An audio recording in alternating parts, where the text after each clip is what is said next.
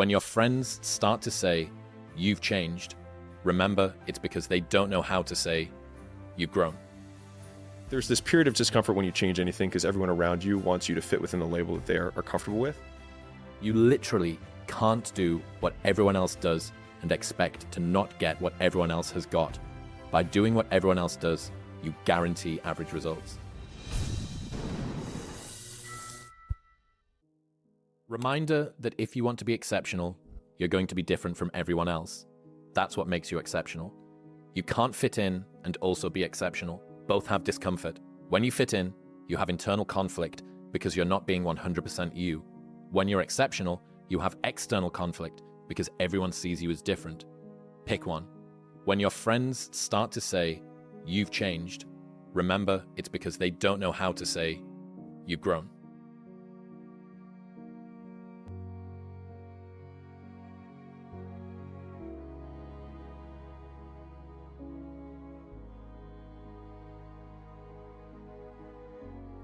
I define words a lot because it helps me kind of like make sense of the world.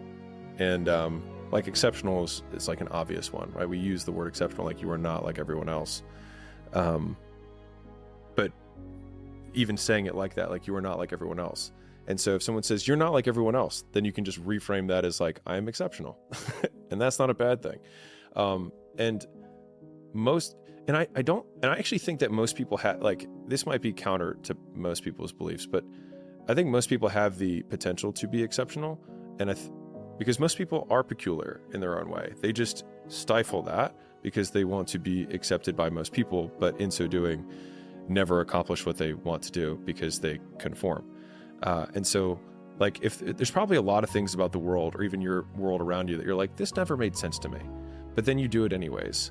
And I think that a lot of innovation and a lot of what makes people exceptional is feeling, thinking that thought or seeing that thing and then being like, I don't think I'm going to follow that rule anymore.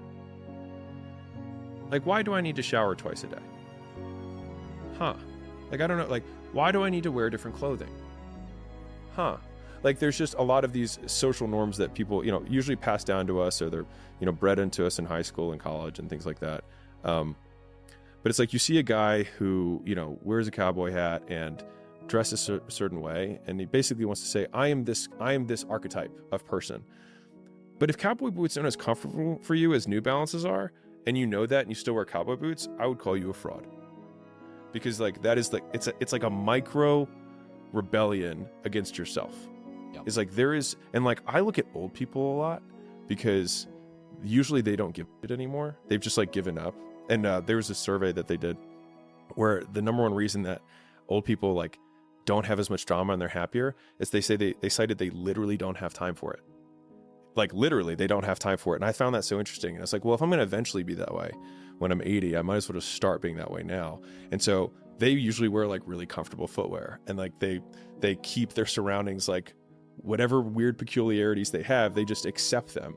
And so I think a lot of if life is a long journey of self-acceptance, I think the earlier you can accept your own peculiarities as just part of you, rather than trying to justify them or mold to the archetype that you think is acceptable within your social circle.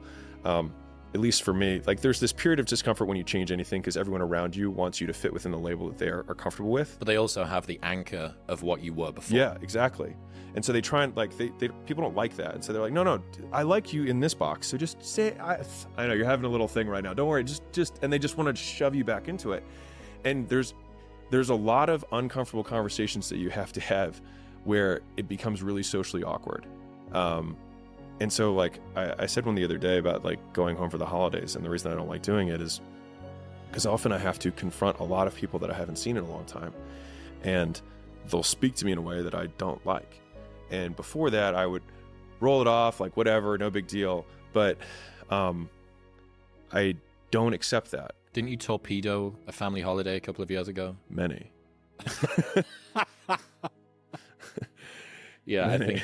But that's when your friends start to say you've changed, it's because they don't know how to say you've grown. And because they see so few people who have, so it makes sense that they don't have that. So I see that as a lack of skill, not malice.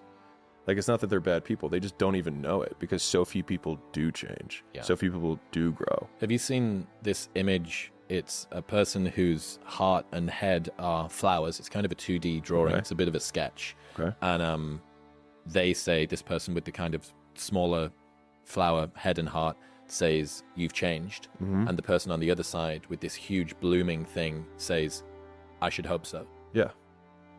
I haven't seen it, but I see it in my head. Yeah. It's brilliant. One of my friends, George Mack, told me this 5 years ago, I think. I'm astounded by how many people want to be spectacular in life, but also want to be normal. By being normal, you are, by definition, aiming for average. Normal people get normal results. Exceptional people get exceptional results. You literally can't do what everyone else does and expect to not get what everyone else has got.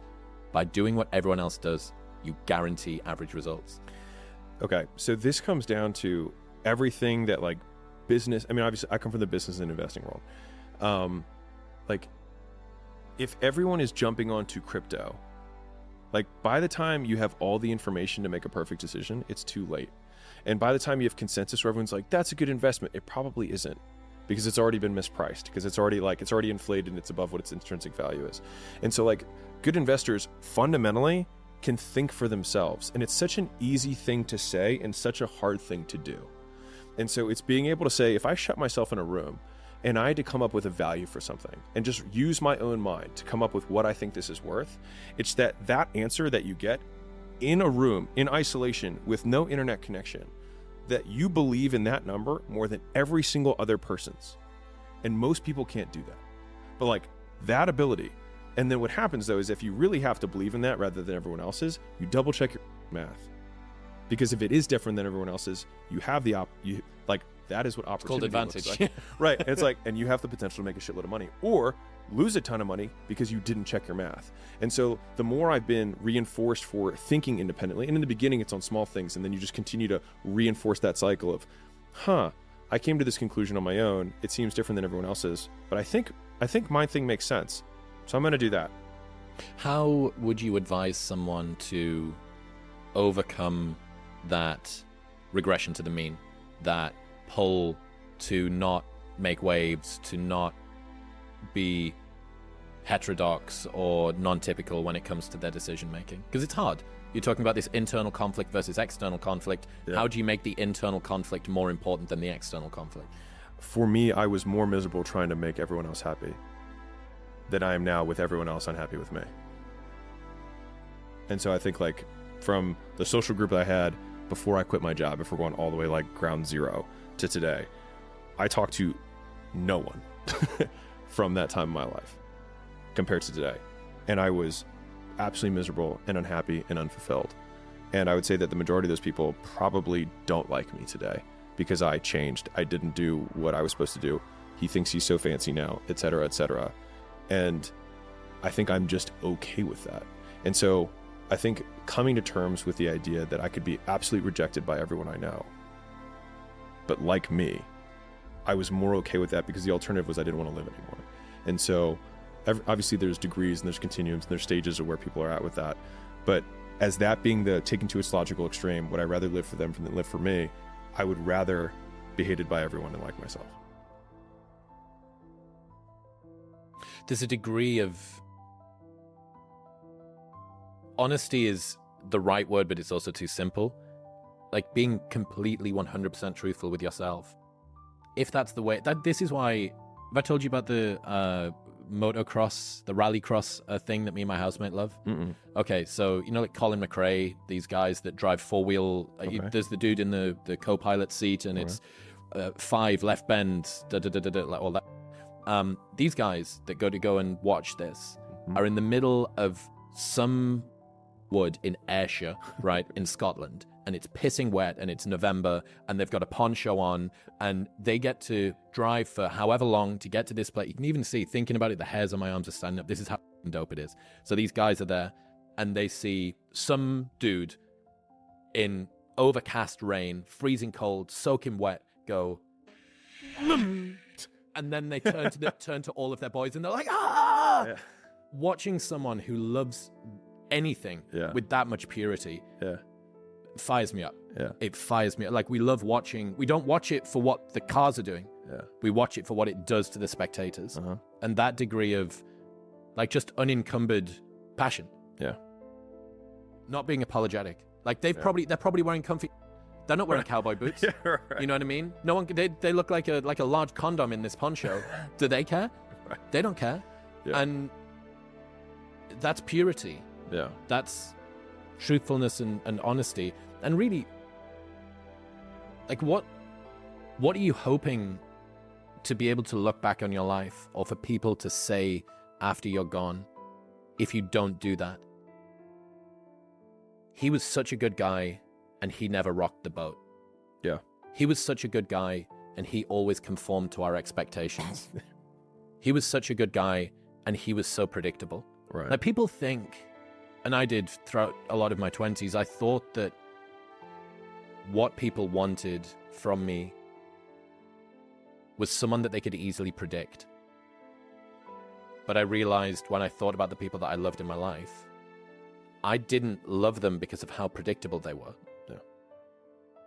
I loved them because of how unapologetically themselves they were. Mm-hmm. I have a friend who nearly ended a relationship that he's still with, the love of his life, who's probably going to end up marrying, because he refused to not sleep on the floor for 6 months as part of Alex Becker's doing it at the moment. Yeah. Like, he's like, sleeping on the floor seems to be like a pretty dialed idea. And she's like, I'm not sleeping on the floor. Well, I am. So they didn't sleep together for for like a long time. Yeah.